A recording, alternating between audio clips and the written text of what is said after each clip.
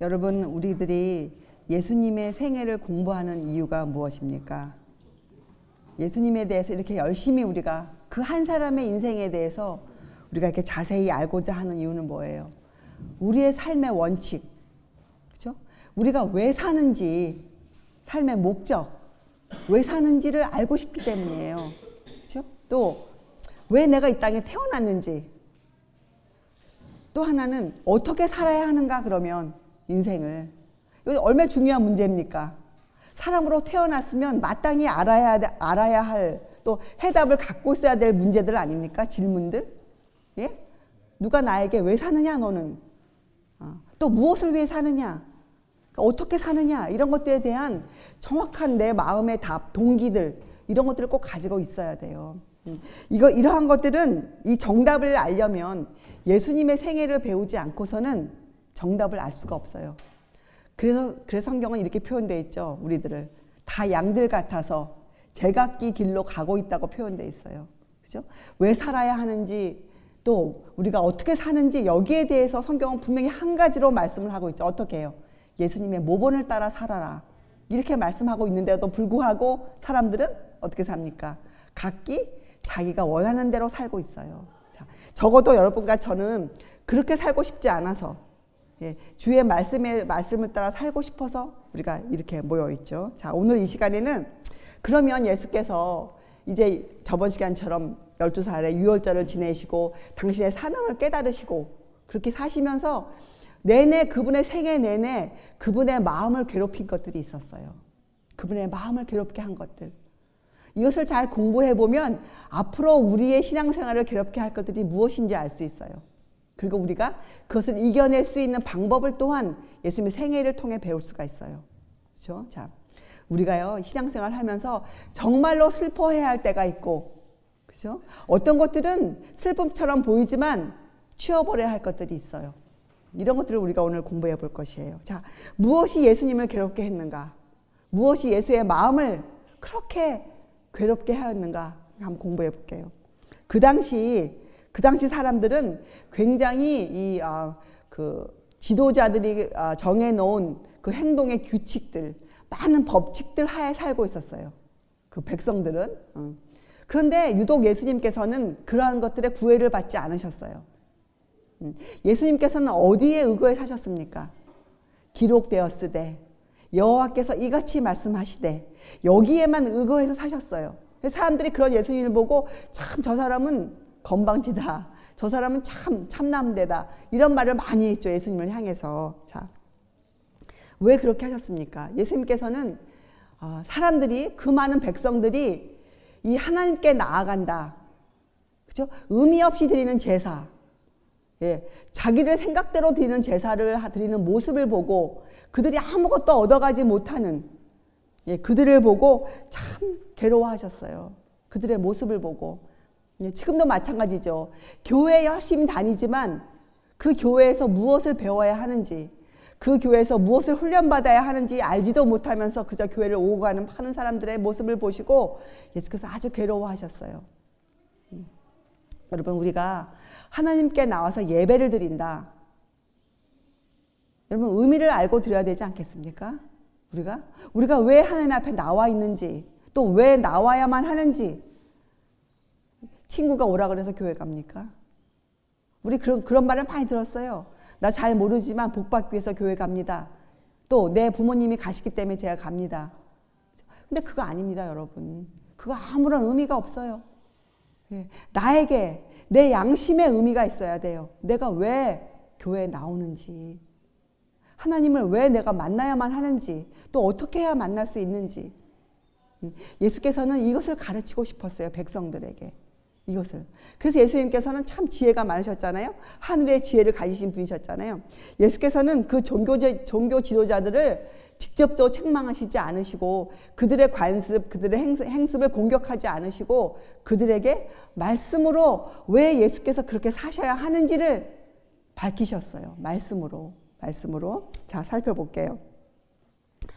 예수님께서는 그 당시 그 수많은 사람들이, 그 수많은 영혼들이 예, 랍비들, 그 당시 종교 지도자들의 영향을 받는 것을 볼 때 그 마음이 심히 괴로우셨어요. 그 많은 영혼들이 잘못된 가르침으로 잘못되게 사는 모습을 보고 예수께서 마음이 아프셨어요. 괴로우셨어요. 그것이 예수님의 괴로움이셨어요. 그것이. 여러분, 사람들은 그때나 지금이나 이 믿는 사람들이 참 이기적이에요. 이기적. 왜 그렇습니까? 기독교의 주체가 되신 그 본체가 되신 예수님께서도 그렇게 안 하셨는데 이 종교 지도자들, 특별히 잘 믿는다고 하는 사람들이 이 종교를 이기적으로 사용해요. 그게 무슨 말입니까? 세상에서 그 같은 일이 행해지면 분명히 죄라고 정죄받을 일들을 교회 안에서는 아무런 양심의 가책 없이 행합니다. 그렇죠? 그리고 그것을 죄라고 부르지 않아요. 그렇죠? 예. 자기들이 만들어 놓은 어떤 울타리 안에 있음으로 인해서 죄라고 마땅히 불려져야 할 것들을 죄라고 부르지 않아요. 그리고 그것이 용서함 받았다고 그들이 믿어요. 이런 기만 속에 있어요. 사람들은 이 기독교를 이기적으로 사용해요. 예. 그 마음의 이기심을 만족시키는 일에 종교로 사용하고 있습니다. 사람들은. 그래서 지금 기독교가 많은 문제를 사람들에게 지탄을 받고 있죠. 사실은. 그렇죠? 또 다른 말로 하면 사람들이 먹고 사는 문제, 일상생에 있는 많은 문제들 예수님께서는 그렇게 안 하고 사셨습니까? 예수님께서 피곤하면 주무시고 시장 가시면 식사하시고 그렇죠?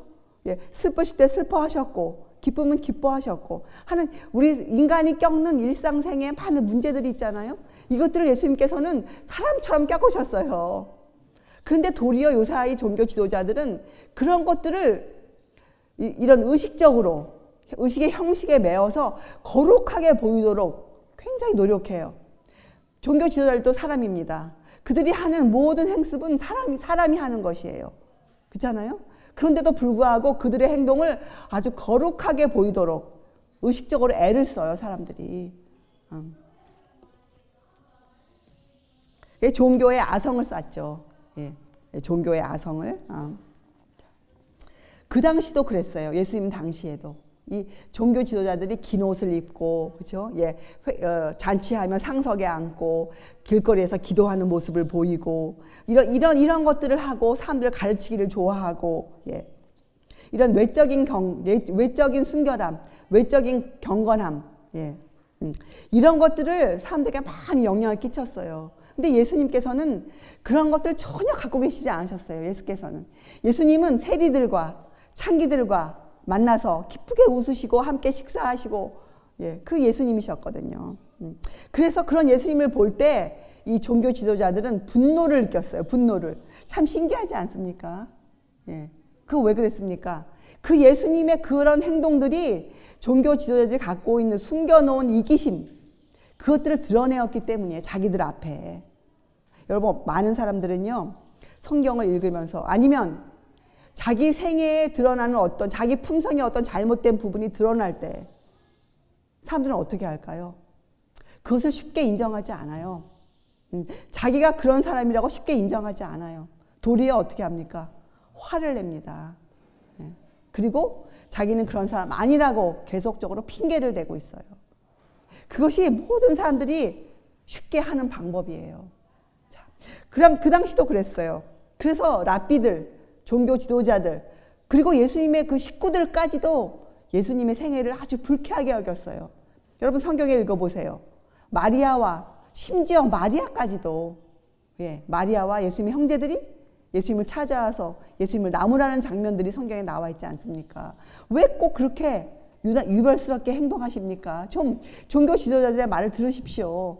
말을 들으시오. 이렇게 말하는 장면들이 성경에 나와 있어요. 자, 여러분 제가 한 가지. 성경은 이 사람들의 마음이 적혀져 있어요. 사람들의 마음이. 그래서 어떤 분들은 이런 걸 얘기하면 성경에 그런 글이 정확히 없습니다. 그래서 그건 성경 말씀이 아닙니다. 이렇게 지적하시는 분들이 있는데 그렇게 말할 수 없죠. 왜요? 성경에는 많은 사람들의 인생이 들어가 있어요. 여러분, 우리가 어떻게 사람의 인생을, 그 많은 사람의 인생을 이 짧은 책에 다 적어 놓겠습니까? 성경은 영감의 글이에요. 이 안에는 그 사람들의 마음을 짚어볼 수 있는 그러한 것들, 힌트들을 많이 적어 놓으셨어요.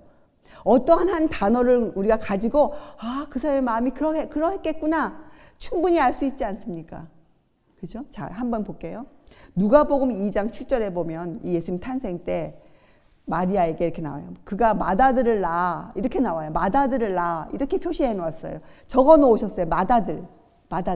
또 근데 킹 제임스 버전에는 그녀가 자기의 맏아들을 낳아 이렇게 표현돼 놓았어요. 그녀가 자기의 맏아들을 낳아. 여러분 왜 이렇게 정확히 적어 놓았을까요? 사람들이 이 문제를 오해할 것이기 때문에. 자, 보세요. 그 당시 유대인들의 그 관습으로 보면 이 마리아와 마리아의 남편 요셉과의 결혼 관계는 첫 번째 결혼 관계가 아니었어요. 살펴보면 요셉은 나이가 아주 많은 사람이었어요. 그리고 마리아는 아주 젊은 여자였어요. 자, 그 당시에 유대인들의 그 읽어보면 충분히 그런 아이들이 많았어요. 우리가 어떻게 알 수 있냐? 예수님 12살 이후에 그 행적을 읽어보면 요셉에 대한 이야기가 전혀 나와 있지 않아요. 미루어 보아 요셉은 일찍 나이가 많았기 때문에 일찍 세상을 떠났어요. 우리가 그렇게 말한다고 해서 성경을 부인하는 것이 아니에요. 성경은 그렇게 이해하라고 우리에게 힌트들을 주고 있는 책이기 때문에 그래요. 자, 그래서 누가복음에는 이 예수님의 탄생을 그녀가 자기의 맏아들을 낳아. 마리아에게는 예수님 외에는 자식이 없었어요. 마리아에게는. 그것이 맞는 말씀이에요. 그죠? 그리고 여기에 읽어보면 요셉은 마리아가 그 예수님을 낳기까지 동침치 아니하였다고 나와 있어요. 그죠? 요셉도 천사를 통해서 예수님에 대한 것을 들은 사람이었잖아요. 의인이라고 나와 있어요. 그런 의인이 그렇게 함부로 행동했겠습니까, 여러분? 아니잖아요. 우리가 그렇게 충분히 짚어볼 수 있지 않습니까? 요셉에 대해서. 그죠? 자.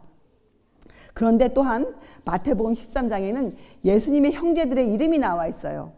야고보, 요셉, 시몬, 유다, 그리고 그의 누이들, 이런 말이 있어요. 자, 그렇다면 우리가 성경이 주고 있는 힌트들을 다 이렇게 짜 맞춰서 읽어보면 어떻게 해요? 요셉에게 분명히 전처를 통해서 요셉에게는 자녀들이 있었어요. 요셉에게. 그분들이 바로 예수님의 형제들이셨어요. 누이들이셨어요. 그러나 예수님은 마리아의 맏아들이셨어요. 요셉의 맏아들이 아니고 마리아의 맏아들. 그죠? 자. 또 우리가 또 어떻게 알 수 있냐면 이 예수님께서 그분들을 대해서 말씀하실 때 자기의 형제들에게 말씀하실 때 그 유대인의 말로 우리가 읽어보면 굉장한 그러니까 존경을 표하는 그렇게 말씀하셨어요. 그것으로 미루어 보아 분명히 이분들은 예수님의 윗 형님들이셨어요. 그 당시 관습으로 미루어 볼 때. 그래서 충분히 우리가 성경의 힌트들을 통해서 마리아에게는 예수님 외에는 자녀가 없었다. 그리고 그것이 이치에 합당한 일이죠. 하나님께서 하신 구속의 역사 가운데. 그죠? 그리고 예수님께는 이복 형제들이 있었던 거죠. 요새 말로 말하면. 그래서 여러분 예수님 당시에 예수님의 이웃들이 예수님을 참 비난했어요. 왜 비난했을까요? 그 예수님의 태생을 비난했어요. 여러분 침례 요한을 한번 생각해 보세요. 그도 참 신기하게 탄생되었지만 그는 그런 비난을 받지 않았어요. 왜요? 그의 부모님들이 제사장 신분이었기 때문에. 침례 요한은. 그런데 그보다 훨씬 크신 분, 세상의 구주이신 예수님께서는 그런 신비한 탄생으로 인해서 많은 질타를 받으셨어요. 어릴 때부터. 사람들이 뒤에서 수군수군 거렸어요. 예수님의 탄생을 놓고. 그렇죠? 자, 여러분 예수님의 생애를 생각해 보면 정말 어려운 환경 가운데 사셨어요. 왜요? 사람들이 예수님의 그 이기심 없는 결백성, 그 순수함을 보고 사람들이 조롱했어요. 그렇죠? 지금도 우리가 신앙생활을 그렇게 하려면 사람들이 조롱해요. 또 예수님께서 그 하나님의 법에 순종하는 그 엄격함. 예수님은 참 자유로우시고 온유하시고 겸손하셨지만 그분의 그 원칙은 하나님의 법이셨어요. 그래서 이 랍비들이 볼 때, 유대인들이 볼 때 굉장히 엄격해 보였어요. 아주 작은 부분에 있어서도 예수님은 하나님의 법을 높이신 분이셨거든요. 그래서 그 당시 사람들이 볼 때 저건 좀 지나치다. 뭐 꼭 저렇게까지 하고 살아야 돼? 하는 그런 비난을 받으셨어요. 지금도 그렇죠. 지금도 저희들이 하나님의 법이 담긴 책자들을 들고 전도하면 사람들이 어떻게 얘기합니까? 뭐 꼭 그렇게까지 믿어야 합니까? 우리 교회에서는 그렇게 안 가르칩니다. 이런 말을 쉽게 하지 않습니까? 그렇죠. 또 예수님의 그 명철함, 거짓과 참을 구별해내는 그분의 그 명철함을 사람들은 뭐라고 했습니까? 지나치다고 불평했어요. 그렇죠? 또 그분께서 참으시는 그 인내심, 소심, 그 인내심을 사람들은 소심하다. 그분을 또 저렇게 용기가 없어 저 사람은, 이렇게 예수님을 또 놀렸어요. 여러분, 우리가 사람들이 이렇게 오해해요. 하나님께서 이 세상 형편을 오래 참으시는 것, 이 세상에 악행이 횡행하고 사람들이 제멋대로 살아도 하나님이 당장의 벌을 내리시지 않는 그 하나님의 인내하심을 사람들은 조롱해요. 그 사람들은 조롱해요. 어디 한번 해봐라. 저 악인을 보아라. 얼마나 잘 사는가. 무슨 하늘에서 벌이 내려오는가. 이 사람들 조롱하지 않습니까? 맞아요. 예수님께서 사시는 그 당시에도 지금과 똑같은 형편에 사셨어요. 예수님께서. 그런데 예수님께서 왜 이런 환경 가운데 사셨는가? 왜 예수께서 모든 어려움 가운데 사셨는가? 왜 그러셨을까요? 또 이런 어려움을 초래한 자가 누굽니까? 예수님 생애에 이런 수많은 어려움을 초래한 자가 누구예요? 바로 하나님의 원수 사단이었어요. 사단. 왜 그렇게 했을까요? 사단은 이걸 알고 있었어요. 예수께서 정말로 하나님의 뜻대로 생애하신다면 자기가 실패할 것을 사단은 알았어요. 사단은 그렇게 되지 않도록 예수님을 죄 가운데 빠뜨리려고 모든 올무를 갖다 놓았어요. 예수께서는 그 어려운 환경 가운데서도 단 한 번의 행동, 단 한 번의 눈길조차도 죄를 짓지 않으셨어요. 그분은. 우리에게 그것을 모본으로 남겨놓으셨어요. 우리에게 모본으로. 왜요, 여러분? 우리가 이 죄 문제와 투쟁할 때에는 여러분 절대로 핑계를 대어서는 안 돼요. 핑계 댈 수 없어요. 왜요? 예수님께서 그 모든 것을 꺾으시고 이기셨기 때문이에요. 지금 여러분과 저는 예수님 당시 형편과 조금 달라요. 같은 형편이지만 우리가 서 있는 반석, 우리가 지금 발을 디디고 있는 이곳은 어떤 곳입니까? 예수님께서 죄를 이기시고 승리하신 바로 그 터전 위에 여러분과 제가 서 있는 것이에요. 우리는 승리 위에 서 있는 사람들이에요. 그렇죠? 그래서 우리는 절대로 핑계대어서는 안 돼요. 여러분, 선배들이 이런 말을 한 적이 있어요. 죄 문제로 투쟁하는 자들을 위해서. 여러분, 죄 문제가 드러날 때마다 그것과 싸워야 되거든요. 내가 핑계를 대고 싶은 마음이 많아요. 제가 이건 다 해봤는데요. 이건 절대로 안 됩니다. 못합니다. 나 그렇지 않습니다. 이것은 저는 아내 때문에 못합니다. 남편 때문에 못합니다. 자식 때문에 못합니다. 하나님 좀 봐주십시오. 이런 핑계를 잘 대요, 우리가. 그런데 그거 허용되지 않아요.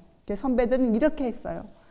너희가 피 흘리기까지 그 죄와 투쟁을 해보았는가? 피 흘리기까지. 목숨을 바쳐 해야 될 일이 우리에게 있다면 바로 죄와의 싸움이에요. 죄와의 싸움. 내 생애 가운데 드러나는 죄. 여러분, 성령께서 오시면 우리에게 무엇을 하십니까? 그래서 우리가 정말로 성령의 지배를 받고 있다면, 여러분과 제가 성령의 침례를 받은 사람들이라면 우리에게 무슨 일이 일어나야 됩니까? 우리 생애 가운데 죄들이 드러나야 돼요. 우리가 얼마나 이기심이 많고, 우리가 얼마나 남을 미워하고, 우리가 얼마나 게으르고, 우리가 얼마나 하나님의 법을 지키지 않는지, 이러한 것들이 세세히 드러나야 돼요. 내가 얼마나 나약한지 이런 것들이 드러나야 돼요. 예수님께서는 이 모든 것을 이기셨는데 어떻게 이기셨습니까? 어떻게 해요? 어떻게 죄와 싸우셨습니까? 하나님의 말씀만을 의지하셨어요. 이같이 기록되었으되 그 말씀만을 위로로 삼으셨어요. 아마 이렇게 하셨을 거예요. 예수님 청년의 청년. 사람들이 청년이면 좀 청년이 즐겨야 할 뭐 그런 것들을 좀 할 수 있지 않는가, 이렇게 좀 틈을 잡았을 텐데 예수님이 이 말씀을 기억하셨죠. 시편 119편 이렇게 돼 있어요. 청년이 무엇으로 그 행실을 깨끗게 하리까? 주의 말씀을 따라 삼갈 것이니이다. 내가 주께 범죄치 아니하려 하여 주의 말씀을 내 마음에 두었나이다. 이런 말씀들이 예수님의 생애를 붙잡아 줬을 것이에요. 그렇죠? 또 사람들이 너는 왜 그렇게 유별나? 예수님 보고 우리 종교 지도자들도 그렇게 안 하는데 왜 너만 그렇게 해? 이렇게 했을 때 이렇게 대답하셨을 거예요. 시편에 이것도 시편 119편인데 행이 완전하여 여호와의 법에 행하는 자가 복이 있으며 여호와의 증거를 지키고 전심으로 여호와를 구하는 자가 복이 있도다. 실로 저희는 불의를 행치 아니하고 주의 도를 행하는도다. 이런 말씀으로 지팡이를 삼으셨을 것이에요. 예수께서는. 그렇죠? 또 그래도 삶의 재미를 좀 느껴야 되지 않겠는가? 어떻게 그리스도인이라서 맨날 그렇게 하나님의 법대로만 사는가? 이런 질문을 받았을 때 이렇게 하셨을 거예요. 내가 모든 재물을 즐거워함 같이 주의 증거의 도를 즐거워하였나이다. 내가 주의 법도를 묵상하며 주의 도에 주의하며 주의 율례를 즐거워하며 주의 말씀을 잊지 아니하리이다. 이렇게 말씀으로 마음에 새기셨을 거예요. 여러분, 저와 여러분도 이 방법뿐이 없어요. 우리 인생에 다가오는 많은 시련들, 어려움들을 우리가 어떻게 극복하겠습니까? 말씀이 우리의 지팡이가 되어 주어야 돼요. 그렇죠? 자, 우리가 오늘 배워야 할 교훈이 하나 있죠. 이걸 딱 종합해 보면, 자, 우리가 예수님처럼 살아야 돼요. 예수님처럼 온유와 겸손으로 모든 것을 이겨내야 돼요. 그렇죠? 예수님의 인내, 오래 참으심이 우리에게 필요해요. 근데 어떻게 실제적으로 어떻게 이렇게 하셨을까요? 우리는 또 어떻게 하면 될까요? 자, 예수님께서는요 이렇게 하셨어요. 자신의 권리를 찾기 위해 애쓰지 않으셨어요. 자신의 권리를. 여러분 부부가 어떻게 화목해질 수 있는지 아십니까? 진정으로 남편은 남편의 권리를 주장하지 않으면 돼요. 아내는 아내의 권리를 주장하지 않으면 돼요. 대신에 어떻게 하면 됩니까? 기쁨으로 섬기면 돼요. 기쁨으로, 불평하지 않고. 사람이 입에 불평이 남아있다는 것은 무슨 뜻인지 아십니까? 입에 불평이 있다는 것은 스스로가 믿음이 없다는 것. 그것을 증거하는 것이에요. 스스로가 자기의 의로 행했다는 것을 증거하는 것이에요. 그래서 불평이 남아있어요. 내가 이만큼 했는데, 내가 너에게 이만큼 했는데 왜 너는 나를 이렇게 생각 안 해줘? 그거 아닙니까? 그래서 불평이 있는 거예요. 불평이. 자, 우리 입에서 불평을 없애려면 어떻게 해요? 우리의 권리를 안 찾으면 돼요. 우리가 투쟁해야 할 것은 한 가지입니까? 내 권리 때문이 아니에요. 교회에서 내가 왜 이런 입장에 서게 됐습니까? 내가 왜 저 형제에게 이런 취급을 받습니까? 이것이 아니에요. 우리가 투쟁해야 될 것은. 우리의 투쟁은 뭐예요? 내 죄 문제예요. 내 죄 문제. 그거 하나가 내가 투쟁해야 할 것이지. 여러분, 우리의 권리를 찾지 마세요. 그러면 우리 모두가 행복해져요. 우리 모두가. 사실은 그러셔서 예수님께서는 불평하지 않고 정말 즐거운 마음으로 그 어려운 생애를 사셨기 때문에 여러 면에 있어서 불필요하게 힘들었던 때가 많으셨어요. 불필요하게. 꼭 그런 어려움을 겪지 않으셔도 되는데, 정당하게 말씀하셔도 되는데 그렇게 안 하실 때가 많으셨어요. 여러분, 이거 우리가 정말 꼭 배워야 하는 교훈이에요. 우리가 함께 지내면서 우리가 꼭 배워야 할 교훈이 바로 이것이에요. 우리 서로의 권리를 찾지 않는 것이에요. 우리가 서로를 정말 하나님의 형제로 우리가 그렇게만 보는 것이에요. 그렇게만. 집에서도, 일터에서도, 가정에서도. 그럼 남들이 바보라 그러겠죠? 그렇죠? 자, 예수님도 그렇게 대접받으셨어요. 그러나 그분은 우리의 구주이셨어요. 온 세상의 구주이셨어요. 하나님의 아들이셨어요. 하늘의 왕이셨어요, 여러분. 그렇죠? 우리가 기쁨으로 할 수 있어요. 그래서 예수님은 고난들을 초월하여 하셨어요. 고난들을 초월하여. 그렇다면 우리들도 그렇게 할 수 있죠. 분명히. 자, 그리고 또 한 가지. 왜 예수님께서 그렇게 힘든 생애를 사셨는가? 왜 죽이고자까지 하는 그런 악의를 왜 참으셨는가? 왜 감수하셨는가? 왜요? 왜 그렇게 하셨을까요? 예수님께서는 사람의 가치를 아셨어요. 사람의 가치. 우리는 참 사람의 가치를 모릅니다. 그래서 남들을 욕하고 함부로 취급하고 심지어는 내가 낳은 자녀들까지도 내 마음대로 취급하고 그 자식의 귀함을 몰라요. 우리는 영혼의 가치를 모르는 사람들이에요. 예수께서는 그 가치를 아셨어요. 그 영혼의 가치. 예. 당신께서 피 흘려서 하나님께서 피를 흘리셔서 구원하셔야 하는 그 영혼의 가치를 아셨어요. 그 영혼들이 하나님의 창조물인 걸 아셨어요. 여러분, 지금 제가 대하고 있는 여러분들이 참 귀하신 분들이에요. 제가 함부로 취급하실 분들이 아니에요. 왜요? 하나님의 소유물이시기 때문에 그래요. 하나님의 것이기 때문에. 우리 남을 함부로 취급해서는 절대로 안 돼요. 우리가 남을. 그래서요, 예수님의 생애 가운데는 이 단어가 한 가지 없었는데 그것이 허영이에요. 허영. 여러분, 허영이란 것이 꼭 외모적인 것이 뿐만이 아니에요. 사람들의 삶을 허영으로 많이 장식하죠. 그래서 예수님의 삶은 단순했어요. 그 허영이 빠졌기 때문에. 여러분, 우리도 이제껏 많은 허영으로 우리의 삶을 채웠을 것이에요. 많은 허영으로. 자, 이제부터 우리들은 그것을 전부 다 뽑아버려야 돼요. 우리 아주 단순하게 살아야 돼요. 단순하게. 왜 그렇습니까, 여러분? 우리가 살고 있는 이 매 순간 1분 1초는 참 중요한 시간들이에요. 영원한 결과를 가지고 있는 그런 시간들이기 때문에 그러하죠. 그래서 우리가 이 시간이라는 것을 영원에 비교해서, 우리가 지금 사용하고 있는 이 시간, 똑딱 이것을 영원이라는 관점에서 볼 수만 있다면 우리 참 시간을 잘 사용할 것이에요. 1분 1초를 아낄 것이에요. 영원을 생각한다면, 영원. 우리가 영원토록이라는 것을 기억한다면 사람은 참 귀하거든요. 영원히 살 수 있는 존재들이에요. 영원히 하늘에서. 여러분, 영원토록. 저는 언젠가부터 제 마음에 정말 영원토록 사랑이라는 걸 하며 살고 싶어요. 이 땅에서 하는 그 변덕스러운 삶 말고, 진짜 그 변덕 말고, 정말 한 마음으로 영원토록 살고 싶어요. 그런 존재로 만들어주신 그 하나님의 그 손길에 저를 맡겨드리고 싶어요. 왜요? 그렇게 살고 싶기 때문에. 그죠? 그래서 예수께서는 그렇게 사셨기 때문에 그 만나는 사람마다에게 적절한 교훈을 주실 수 있으셨어요. 예수님이 만난 사람의 이 종류가 아주 다양하지 않습니까? 온 세계의 인류를 만나시지 않으셨습니까? 그런데 그렇게 고통하는 사람들에게 적절한 교훈을 주셨어요. 적절한 교훈. 그죠? 여러분 보세요. 그 세리는 그 당시에 가장 욕을 먹는 직업이었어요. 로마의 그 앞잡이들이었기 때문에. 우리도 일제시대에 가장 미워한 사람들이 누구예요? 일제의 앞잡이들 아니었습니까?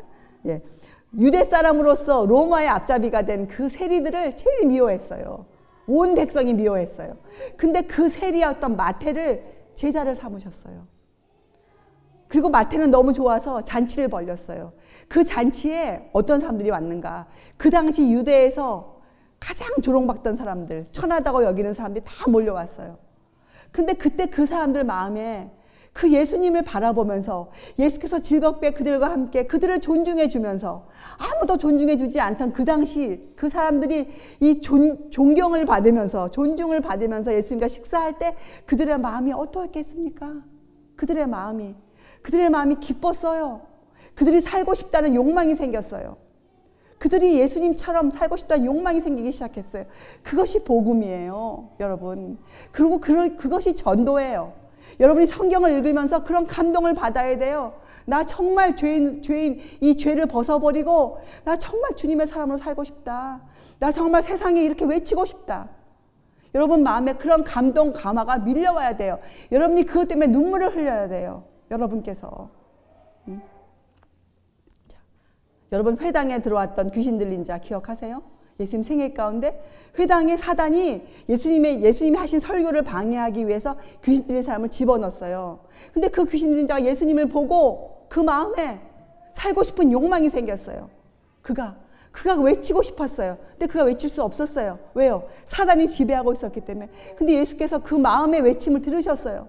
예수님의 귀는 아무리 작은 신음소리를 할지라도 그걸 들으세요. 예수께서는. 그때 예수께서 어떻게 했습니까? 귀신아 물러가라. 그렇게 그를 향해서 적절한 말씀, 그가 원하는 말씀을 주셨잖아요. 그때 그가 새 사람 되었어요. 즉시로. 그분이 예수님이세요, 여러분. 우리가 성경 말씀을 제대로 이해하면 그 말씀이, 그분의 그 친절한 음성이 우리를 그렇게 인도할 것이에요. 우리를 거듭날 수 있도록 새 사람 되게 만들어 줄 것이 충분합니다. 예수님의 능력은.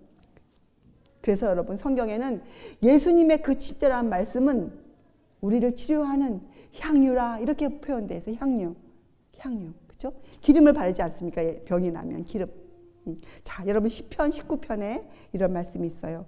여호와의 율법은 완전하여 영혼을 소성케 하고 여호와의 증거는 확실하여 우둔한 자로 지혜롭게 하며. 여기에 나온 소성이라는 단어가 어떤 뜻인가? 소성. 물론 여러분 알죠. 살린다는 뜻인데 이것은 까무러쳤다가 다시 깨어남이에요. 까무러쳤다가. 그러니까 뭐예요? 죽었다가 살아난 거예요. 여러분 성경은 사람들을 죄의 문둥병을 앓고 있다 이렇게 표현되어 있어요. 문둥병. 고칠 수 없는 병, 나을 수 없는 병. 그렇죠? 우리 전부 다 죄의 문둥병을 앓고 있어요. 자, 그런데 여호와의 율법은 어떻게 해요? 우리를 소성시켜요. 여호와의 율법은 우리를 그 죄의 문둥병으로부터 다시 살려주는 것이에요. 그래서 이번 계시록 22장 마지막에는 그 천국에 보면 그 나무 잎사귀들은 만국을 소성케 하기 위하여 있도다 이렇게 나와 있어요. 그 잎사귀는 예수님의 말씀을 상징하거든요. 네. 그것은 만국을 살려주기 위해서, 사람들을 소성케 하기 위해서 우리에게 이 말씀이 존재하고 있는 것이에요. 여러분, 우리가 이 하나님의 법에 대해서 정말 두나면 안 돼요. 왜냐하면 이 말씀이 하나님의 법이시고 예수님의 생애는 그 말씀을 근거로 생애하셨기 때문에 우리가 이 여호와의 율법에 대해서 정말 자세히 연구하고 그 율법이 도대체 어떻게 구성되어 있는지 무엇인지 잘 알아야 됩니다. 자, 여러분, 우리가 예수님의 생애를 통해서 공부해서 이런 하나님의 법을 우리가 깨닫게 될 때 우리에게 무엇이 생길까요? 우리의 형편을 바라보지 않고 용감하게 주의 말씀대로 내 생애를 개혁할 수 있는 그 힘이 생겨요. 그 힘. 그렇죠, 여러분? 우리들에게는 이 삶의 원칙과 이 목적에 결정적인 변화가 일어나야 돼요. 이것이 거듭남이에요. 거듭남은 내 삶의 원칙이 바뀌는 것이에요. 거듭남은 내 삶의 목적이 바뀌는 것이에요. 거듭남. 그리고 그렇게 사는 것이에요. 여러분, 이제부터 사람들이 여러분에게 왜 사느냐 물으면 뭐라 답하시겠어요? 왜 사느냐? 또 사람들이 그러면 당신은 어떻게 살고 있는가? 이렇게 물어보면 보여줄 것이 있습니까? 사람들에게 이것이 나의 삶입니다. 이렇게 증거할 수 있으시겠어요? 성경은 우리에게 그것을 요구하고 있어요. 마지막 남은 자들에게 그것을 요구하고 있어요. 하나님의 계명과 예수의 믿음을 지키는 자, 그것을 요구하고 있습니다. 정말로 여러분들이 마지막 때에 또 정말 하나님의 나라에 가고 싶다면, 정말로 하나님의 사람이 되고 싶다면 이 하나님의 계명과 예수 믿음을 지켜내야 해요. 지켜내야 합니다. 저는 오늘도 이 거룩한 날에 우리가 정말 거기에 대해 답을 얻기를 바라요. 왜 사느냐? 어떻게 살아야 하느냐? 이 문제에 대해서 정확한 답을 성경을 통해 얻으시는 우리가 되길 바랍니다. 기도하시겠어요? 하늘에 계신 하나님 아버지, 저희들의 삶의 목적과 원칙을 다시 새롭게 만들어 주시옵소서. 저희들이 세상 앞에 주님의 증인으로 저희들이 내보여줄 수 있는 그러한 삶을 허락하여 주시옵소서. 이러한 삶을 살아감에 있어서 예수님의 생애를 본받아 저희들이 기쁨으로 생애할 수 있도록 주님 도와주시옵소서. 감사드리오며 귀하신 예수 그리스도의 이름으로 아버지께 간절히 기도드리옵나이다. 아멘.